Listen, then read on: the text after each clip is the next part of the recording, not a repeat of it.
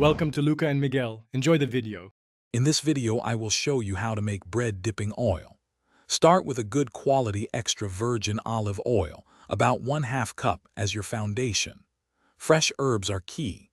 Think 1 sprig of rosemary, 1 teaspoon of dried oregano, and 1 teaspoon of dried basil. Don't forget 2 cloves of minced garlic, a 1/4 teaspoon of red pepper flakes for a little kick, and a generous pinch of sea salt. This simple combination creates a delightful aroma and flavor. In a small saucepan, combine your 1/2 cup of olive oil with the 2 minced garlic cloves and 1/4 teaspoon of red pepper flakes.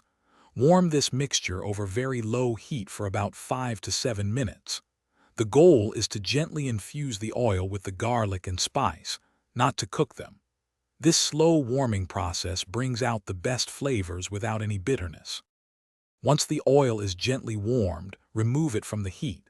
Now, stir in your fresh herbs, 1 sprig of rosemary, 1 teaspoon of dried oregano, and 1 teaspoon of dried basil. The residual heat will help them bloom. Finish with a generous pinch of sea salt and a few grinds of fresh black pepper. Let it sit for at least 10 minutes to allow the flavors to meld beautifully. Your delicious bread dipping oil is now ready to enjoy.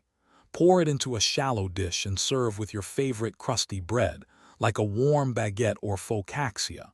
For an extra touch, garnish with a few more fresh basil leaves.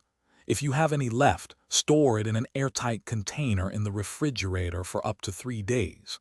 Bring it to room temperature before serving again. Thanks for watching and please subscribe. It's the best investment you'll ever make.